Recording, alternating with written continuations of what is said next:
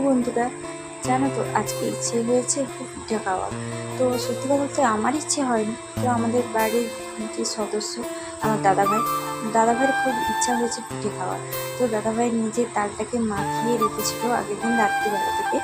তো তারপরে দিদি বলল যে চল পিঠা করবি। তো আমি বললাম হ্যাঁ চল দুজন মিলে করি। তো দিদি তো চাল ভিজিয়ে রেখেছিল, তো চালটাকে তো গুঁড়ো করে দিয়েছি আমাকে। তো গুঁড়ো করে দেওয়ার পরে আমি একটু চালটাকে মাখিয়ে তাল দিয়ে মাখিয়ে আমি বসে গেলাম পিঠা করতে। তো দেখো আমি তো পিঠে বানাচ্ছি কিন্তু থালাতে থাকছেই না।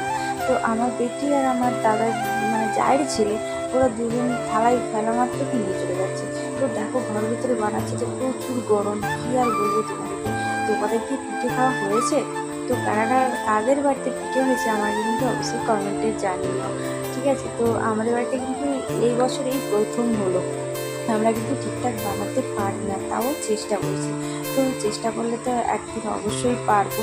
তো দেখো আমি পিঠেটা কেমন বানিয়েছি, ঠিকঠাক হয়নি, গোল হয়নি, কিন্তু তাও মোটামুটি আমার বাবা বলছে যে ভালোই হয়েছে। তো চলো সবাইকে টাটা।